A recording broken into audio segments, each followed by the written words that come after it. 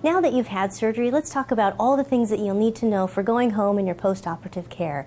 Everything that we cover here is also provided in the written materials that we send home with you. When you go home, you will have a bandage over your incision that needs to stay in place for 2 days after your surgery. After 2 days, you'll be able to remove that bandage and you'll be able to shower. As long as there is no drainage or oozing from that incision, there is no more bandages or wrapping of the incision required. You can go ahead and shower, and it can get wet. You're not going to fully submerge in the bathtub, swim, or hot tub. It's just a quick shower. Soap, shampoo, whatever can run on that incision, and that's fine. You're obviously not going to do any special scrubbing or cleansing of that incision, and you're not going to put anything on the incision. So no cleansing with peroxide, lotions, ointments, Neosporin, or vitamin E. It's just keeping it clean and dry. So you'll shower, pat it dry with a clean towel, and leave it alone. You'll go ahead and dress like you normally would and avoid anything over that incision. Monitor closely for any signs of infection. Red, hot, swelling, oozing, pus, green stuff, or anything that you think just doesn't quite look right, definitely call your surgeon and let him know right away. Or if you had a fever over 101, your surgeon's going to want to know about that right away, because if there is any signs of an early infection, they're going to want to start treatment for that right away. The activity that we have for you following your spine surgery really consists of walking. We don't want you doing anything beyond that as far as therapy or exercises. That will come later at your follow-up appointment, but right now in the early recovery phases, all that we ask that you do is walk. How much do you walk? About every hour. Get up and move. It doesn't have to be a whole lot of walking, getting up and going to the bathroom, walking into the kitchen, get a glass of water, just so you're not sitting or laying for long periods of time. Listen to your body and listen to your back. If you hurt, if you're sore, lay down and rest. Rest is essential for you in this early healing phase. Also, you will have some precautions. For the lumbar patients, we ask that you follow 3 simple precautions. Avoid the BLT. No bending, lifting, and twisting. Avoid bending at the waist. That's going to put a lot of stress on the low spine. Lifting, you don't want to lift anything more than 5 pounds or a coffee cup. Be mindful that there are a lot of things that weigh more than 5 pounds, like a gallon of milk. So just be careful in the things that you are lifting. Solicit help from friends and family to do that lifting for you. And twisting, being sure that you do the log roll in and out of bed so you're not putting a lot of torque on the spine. The nurses and therapists have gone over that with you. If you have any additional questions on that, ask us and we can help you through that. Also, for your cervical patients, the only limitation or precaution that you are to follow is no lifting up and above the head. You still follow the precautions of not lifting anything more than 5 pounds, but for you, you don't want to do any lifting up and above the head. Now for ladies, a lot of times you'll ask, well, can I style my hair? Can I lift my hair dryer or my curling iron? And that's fine. As long as you're not doing any bending at the waist, flipping your hair over, and doing any fancy twirling of the hair, that's fine. You can go ahead and style your hair. But again, walk frequently. Shorter, more frequent walks are actually better and will give you better exercise and won't fatigue you and cause you more additional pain. Also, sitting, especially for the lumbar patients, by sitting in an upright position, that places a lot of stress on the spine. It also takes a lot of muscles to stabilize you and hold you upright. By doing that, you're probably going to fatigue quickly and you get sore. So initially, we say limit that upright sitting time to about 30 minutes at a time. Gradually, as you build up strength and tolerance, you'll be able to increase that time, but don't just go home initially and sit for several hours. You will get stiff and sore, and you probably will have some pain issues. So definitely take it easy, listen to your body, allow that good rest period, and you'll have better success. Now let's talk about your pain. Hopefully here in the hospital we've found something orally that's working well to control your pain. When I say well, meaning that you're able to get up and participate with therapy and do your exercises, you're also able to get up and go to the bathroom if you need to. When you go home, it's very important that you follow these same precautions to give yourself the best outcome for pain management. So when you're home, you're going to follow that same pain scale that we use here in the hospital. When your pain level is a 3 or a 4, that's when you want to medicate. You're not going to wait until your pain level is way up to a 7 or 8, because by that time, you're going to be chasing that pain. You're never going to get caught up. So by being proactive and preventative, you're going to have the best outcome for pain management.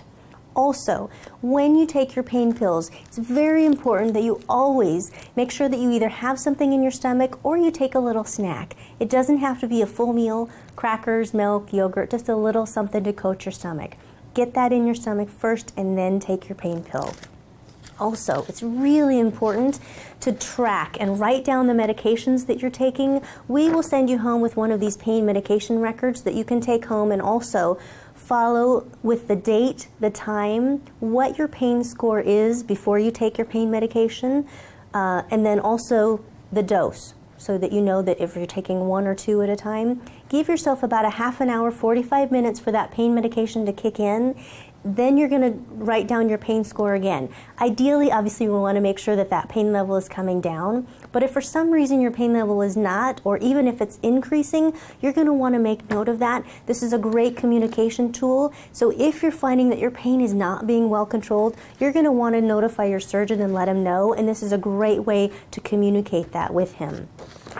Also, with the pain medication, one of the blessed side effects that comes with pain medication, constipation. We've already talked about this a lot. We've covered this, but it's very important that you stay and be proactive with that as well. With the surgery, we've given you anesthetic that slows down the gut. You're not up and moving around like you normally would. And now we've thrown narcotics on top of that, and that also shuts down the gut. So all of these things contribute to you having issues with constipation. So here in the hospital, we've had you on a medication, a combination stool softener and laxative. We highly recommend that you continue to follow that same regimen at home each and every day while you're taking any of those narcotic pain pills. Also, other things that can really help with that, the more that you're able to get up and move, the more you walk, that helps stimulate the gut and that helps it keep moving as well. Lots and lots of fluids, healthy water, juice, Crystal Light, those non-caffeinated beverages to keep you hydrated. Also, healthy diet, lots of fresh fruits and vegetables and the lean proteins, those are also going to help with the constipation. Also, in your paperwork, we have tips and prevention and management listed for you for any issues with constipation. Definitely follow and refer to that if you have questions, or you can always contact us directly here at the hospital and speak with one of the coordinators. All of these things will help to give you the best outcome for your pain control as well as your activity. When you go home, you're probably going to start to experience a little bit more pain, and that's normal. A lot of times, the pain that you're experiencing is attributed to swelling. So those muscles and tissues are starting to swell, and now they're spasming, and that's what's giving you that sharp shooting pain. So a great way to help minimize and treat that pain is the use of ice. Ice packs, gel packs, frozen peas, whatever you have, I want you to stick that on your incision on that back. Keep that on there about 30 minutes at a time and then take it off. Give yourself at least an hour or 2 break and then put it back on there. A couple safety issues with the use of ice is, number 1, you don't want to keep it on there any longer than about 30 minutes. And number 2, make sure that there's some kind of a cloth barrier between that ice and your skin. A pillowcase is an ideal barrier because it's thin enough. The ice can still penetrate, but it still allows that ice to give you a little bit of a bite, which is what you want because it's numbing and deadening those top layers of skin. So when you go home, at least for these next 3 or 4 days, as often as you can be doing the ice, that's really going to help you minimize your pain and your swelling. You also want to minimize or not use any heat. Any kind of heat is going to cause more blood flow, which can make you swell more. Now that you're going home, hopefully we provided you with all of the proper tools and resources for a successful recovery.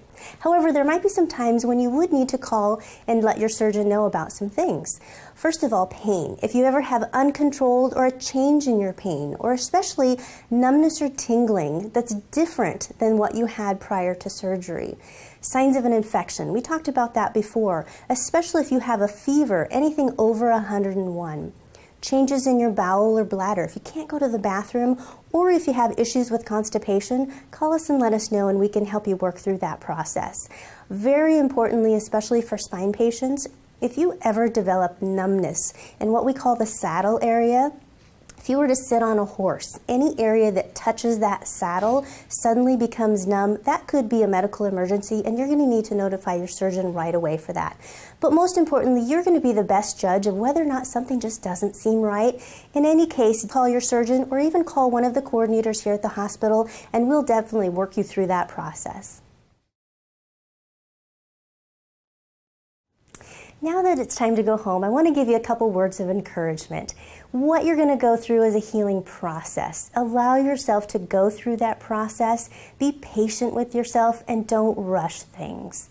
You're probably going to be taking pain medications for about 2 weeks. That's pretty typical. Sometimes it's a lot less than that, but if you're having pain, certainly use the pain medication. It will help you in your recovery process. When you take the pain medications, you'll probably, like I said, take them for about 2 weeks. You'll feel better, you have less pain, you gradually taper off of that pain medication. What you want to avoid doing is suddenly stop taking those narcotics. What can happen is you'll go through withdrawal. Not because you're addicted to the medications, your body just gets used to taking that pain medication, and if you suddenly stop it, you can go through withdrawal. So over a 4 or 5 day period, just gradually extend the amount of time that you're taking those pain medications. So instead of taking 2 pain pills at one time, drop it down to 1. Or also add plain Tylenol. That's a great medication, plain over-the-counter Tylenol. It's a great non-narcotic, doesn't give you all the side effects, but it does help bridge and give you better pain control.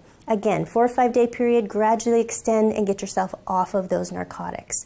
There are a couple warnings and guidelines with Tylenol or acetaminophen. You just want to make sure that number 1, you're not taking it any more often than it's prescribed, and number 2, you don't want to be taking it with any other medications that have Tylenol in it. The latest FDA regulations are saying not to take any more than 3 grams or 3,000 milligrams of Tylenol or acetaminophen in 24 hours. So again, read the packaging instructions and follow that closely. Now, driving. Typically, that's the big question of when can I drive, and usually we advise you not to do any driving for the first 2 weeks until your follow-up appointment. However, if you are completely off of those narcotics and you want to drive, test yourself. Go out and get in the car. First of all, can you get in the car? How do you feel? Do you feel safe? Could you slam on those brakes? In the event of an emergency or a quick stop, could you slam on those brakes? If you're feeling at all hesitant or unsafe, then it's best not to drive. Again, hopefully you have people lined up to help you through that 2-week process of healing. Don't rush things or put yourself in an unsafe situation. We've provided you with a lot of information and content, but if you ever get into a situation where you feel like you have questions or something just doesn't seem right, please reach out and contact us. We'd like to be a resource and help you through this recovery process. It's been a pleasure caring for you. We wish you all the best for a successful and very uneventful recovery.